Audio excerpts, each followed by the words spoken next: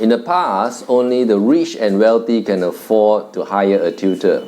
But today we can see that almost anyone can afford to hire a tutor. They can get help with different subjects, and they can either go to a tuition center or hire a private tutor. And all tutors have different rates. So in today's video, we'll be talking about what tutoring is, what tutoring is not, and how to choose an effective private tutor.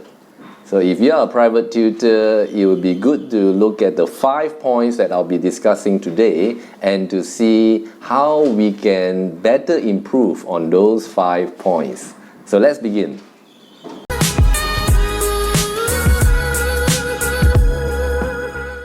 So first of all, what is tutoring? According to the blogs.chapman.edu, it gives this definition.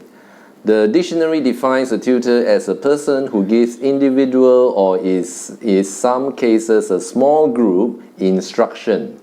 And the author is not satisfied with this definition. He would add that the purpose of tutoring is to help students help themselves and to assist or guide them to the point at which they become independent learners and thus no longer need a tutor. I agree with that definition. What tutoring is not? Tutoring is not, we are not homework machines. So if some parents are thinking that they can hire a tutor and to do their child's homework, they might get fantastic marks in their tests or assessments, but that's not going to help their child at all. So the whole idea is to help the tutee to become independent learners, as mentioned earlier. And for that to happen, the tutor not just show the steps on how to do it, for example, if you are teaching mathematics, but the rationale behind it. So say for example, as a maths tutor, we are trying to teach a child on prime numbers. They don't know what is prime numbers. Let's say we are trying to explain to them prime numbers between 1 to 10. So they're not sure what are prime numbers. We could just say that, oh, prime numbers is 1, 2, 3, 5 and 7. Those are prime numbers. But it is important to help the student to understand more than that. What are prime numbers? Prime numbers are numbers that is divisible by 1 and its own value, isn't it? So in this example, number 4 is not a prime number because number 4 not just is divisible by 1 and its own value, but it is divisible by 2 also. And so is the number 6. And because 6 can be divisible by 3 and 2 on top of its own value and 1. And 8 and 9 also, it is not just divisible by 1 or its own value, but other numbers as well. So when a child understands what is a prime number, then they'll be able to better fully understand how to answer other subjective questions that has to do with that topic. So now we come to the part how to choose an effective tutor. So as a parent, you need to observe the tutor during the first few lessons. So what sort of things are we looking out at? We are looking at points to make sure that the tutor not just teach by a step-by-step process, but also the rationale behind it. So only a tutor that is fully knowledgeable on the subject will be able to teach at that capacity.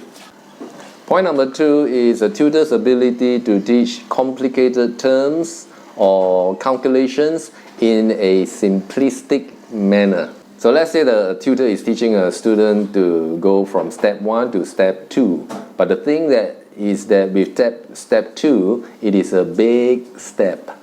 So what the tutor can do is to break down little steps in order to reach from step 1 to step 2. So that has to do with skill and teaching experience. So point number 3 is the quality of empathy. So the tutor is not teaching the student according to the tutor's level of understanding, but actually is teaching based on the student's level of understanding. So that means that the tutor may need to express himself or herself clearly, and they may need to slow down and to repeat a certain point so as to help the student to grasp the point fully.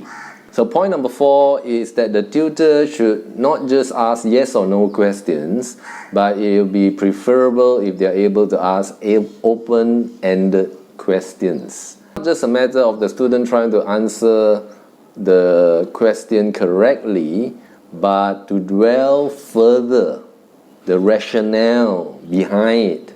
So the tutor should be asking questions like, how did you come to that conclusion?